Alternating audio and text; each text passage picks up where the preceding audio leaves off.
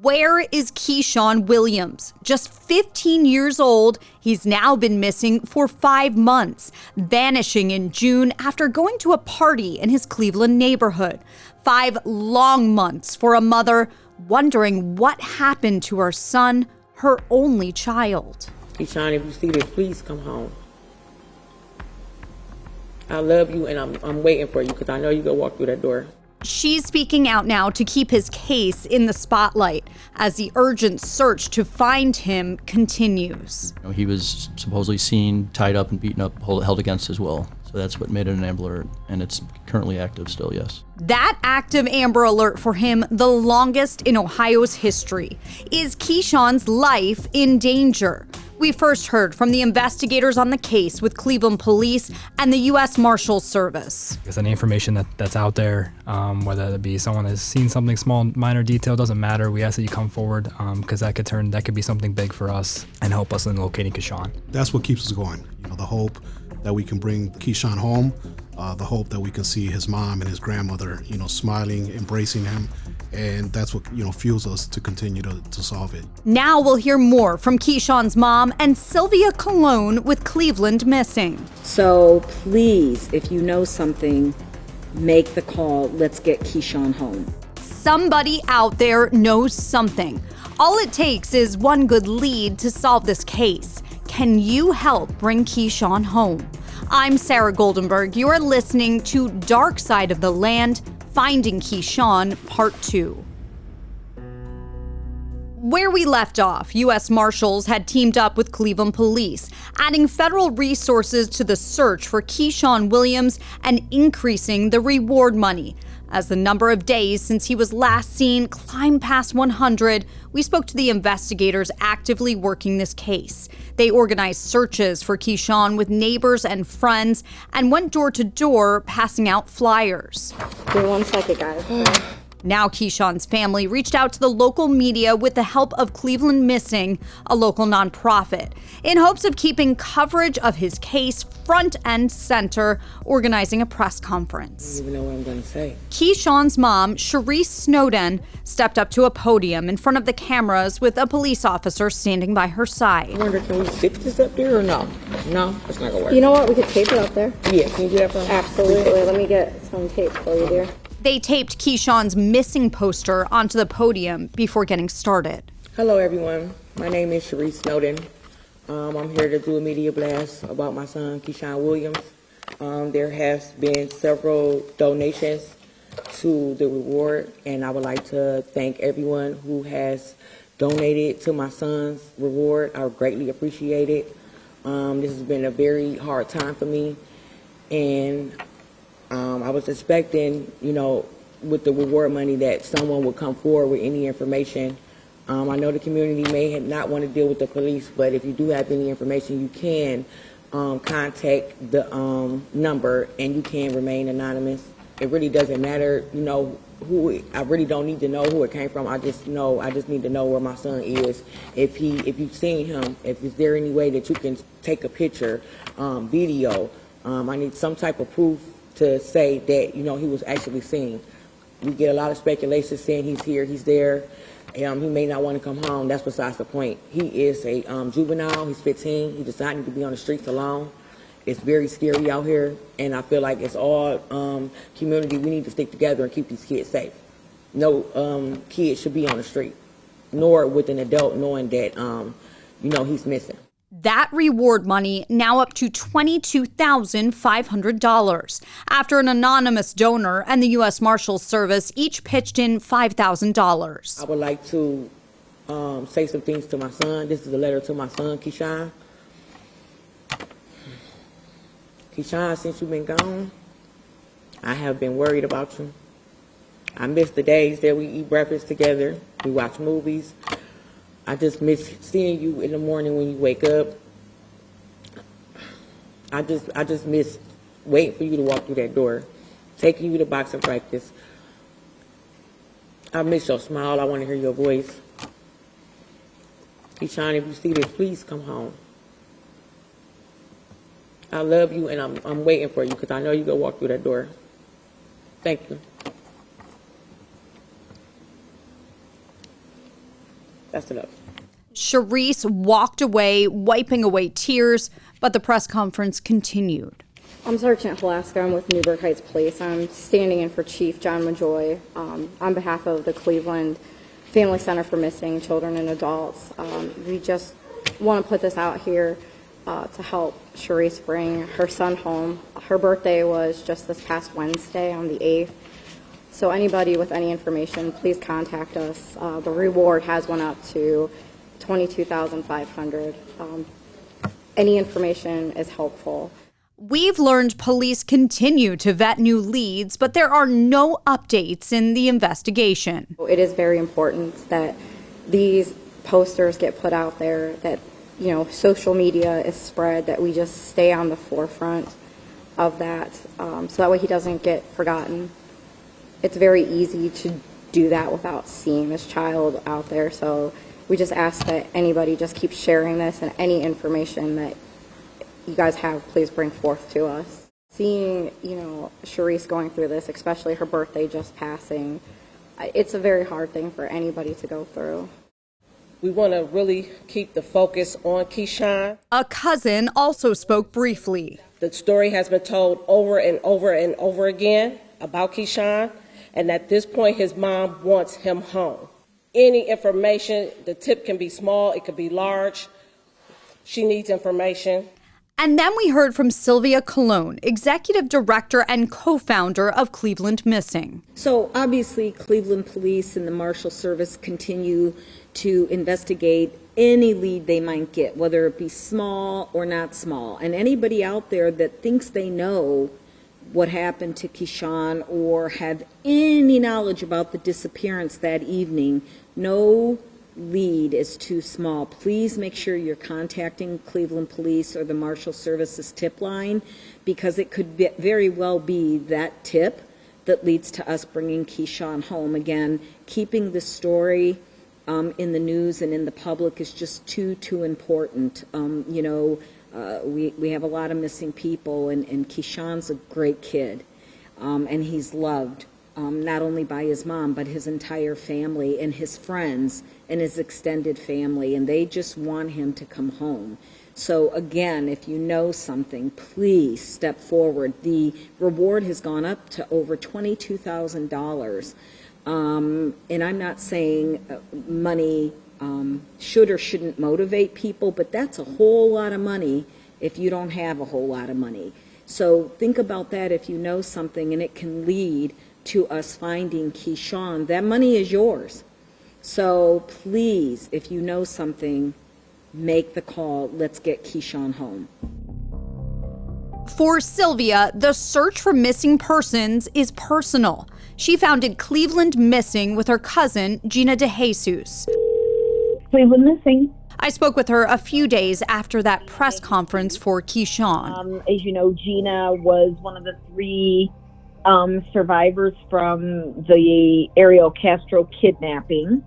And when Gina came home, once she started to get settled, she asked a lot of questions about the family and what we had gone through, because what she had gone through was very different than what we experienced. And, we shared a lot of information about locally. We just didn't have the resources needed for 9 long years to really be able to carry this through and keep Gina's disappearance in the public. I mean, considering we didn't have many resources, we certainly did the best we could. Gina was just 14 years old when she went missing. Castro held the 3 women captive for years in his home until one of them escaped and ran for help in 2013. Gina's family never gave up on her, searching for her and holding out hope for the 9 years it took to bring her home. After that, Gina and her cousin wanted to do more for other families of the missing. And so as we got more involved in the Northeast Ohio Amber Alert and some other organizations, Gina and I really thought that the gap was that there is nothing available for families specifically. Now, that's not to say there's not other organizations that exist, but we're the only organization locally and in the nation that actually has a bricks and mortar building for families specifically. so really, when we imagined this, what we thought really is that we just wanted to be a place for families where they could come, where they could vent, where they could breathe, where they could feel safe, and then we could provide resources. So people always say, well, what are those resources? Well, it can be as simple as just offering emotional support. It can also be that we're helping them develop flyers. We're showing them how to do that on social media and then regular media as well, right? So lots of things moving on and going while a case is active. And then we help them, navigate how they're going to interact with law enforcement and what that can look like and what it should look like. And then if they want to put together searches, we'll help them do that with the law enforcement agency that might be investigating the actual missing person. So those are but some of the small things that we do for families. Can you talk about how meaningful that is for other families when they can stand hand in hand with someone who knows what it feels like to go through something like this? Well, I only know what they tell me. And what they tell me is that it's really invaluable that they have somebody that they can lean on. And that is, I think, the big thing for families is that they have somebody that to lean on, people who've gone through what they've gone through. But even some of our board members, they haven't experienced that, or other people volunteering. It's the fact that people care enough to lift them up, support them, and just be there for them. It's free to be kind and put yourself out there for somebody else. Can you talk a little bit about, how your family coped when Gina was missing and what that was like for you? Well, I think it was different for all of us, and different, right? So I think about Gina's parents and how that was very different because those were her parents. That was their child. And then, of course, her siblings and then the rest of the extended family. I think it might have looked different for everybody, but I think grief is grief. And, to say that we were grieving for not knowing where she at was an understatement. And you see, that's the thing about somebody that's missing, whether they're missing for a couple of hours, days, weeks, months, or years, right? Until that missing person comes home, you are grieving, but you don't really understand what that grief is, because are you grieving for the fact that they're missing? Are you grieving for the fact that they may never come back? You just don't know what that is and what that feels like. It's an emptiness and it's a hole, yet you also have to go on, right? You're looking for that person, but then life has to go on as well, depending on how long the person is missing for. So I would say there's so many mixed emotions and so many things that I think can go through a family's head during that time, and does go through their head. And families deserve answers in cases like this, whatever those answers might be. Can you talk about what it's been like to work with other families? I think it's very rewarding. I see, just by being there and being human for these families that are experiencing, in my mind, the unimaginable, it is really something to watch where they just feel like they can breathe a little bit, right? If nothing else, they can breathe a little bit. And so for me, that's always very satisfying. Of course, it's wonderful and happiness when we can bring a loved one home.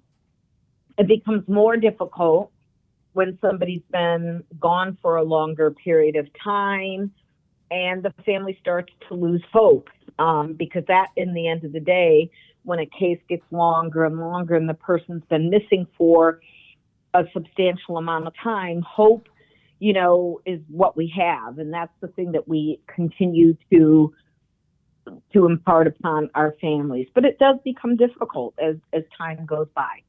Sylvia has worked closely with Keshaun's family since he went missing. This is a young, sweet, kind kid that, really seems to have had or have a great relationship with his mom. Keshaun is like most teenagers, right? You can think about when you were a teenager, I was a teenager. Keshaun is no different. He's a good kid. And so it is not normal for young people to be away from their families this long. So that's what I think about. I know his mom certainly thinks about it, and I know that, she struggles every single day. She's got to get up, and we've encouraged her to go to work and all those things because she's got to do something with her time. So those are the things that I just think about. Where is he? What are we going to do to get him home? Trust the process, right? I have total faith in the Cleveland detectives that are working this case and the United States Marshal Service. This is a really wonderful group of people. And I do feel, I know these folks really well. They're taking this case personally, as if Keshaun is their own kid. And you don't always see that in cases. But in this particular case, I really feel, everybody's rowing in the same direction. They just want to bring him home. Are you holding out, hope that he'll be home soon? Sure. I mean, Gina was gone for 9 years, right? So I always say that to people. I probably shouldn't get on social media, but I do sometimes. And it is frustrating when I see people saying, well, something good can't have happened to him. He's been gone now going on 5 months. And I want to scream because I think about, well, Gina was gone for 9 years. Amanda was gone for 10. Michelle was gone for 11. J.C. Dugard was gone for 16 or 17 or 18 years. I hope it doesn't take that long for us to bring Keshaun home.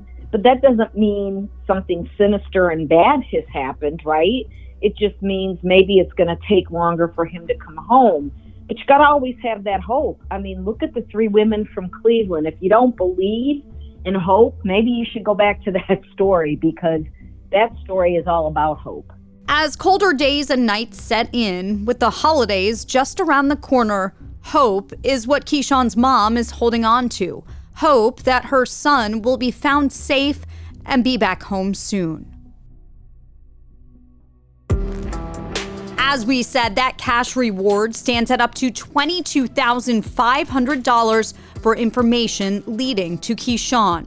You can contact the Northern Ohio Violent Fugitive Task Force at 1-866-4-WANTED. You can also submit a tip online at usmarshals.gov, and you can call Cleveland Police at 216-623-5400. Tipsters can remain anonymous. Nobody ever has to know who you are that gave us that tip that brought Keshaun home. Nobody needs to know. But please, if you know where he is, if you have any information that can bring Keshaun home, make the call today. Make it today. Let's bring him home. Someone out there knows something. Will they do the right thing and come forward? I'm Sara Goldenberg. Thanks for listening to Dark Side of the Land.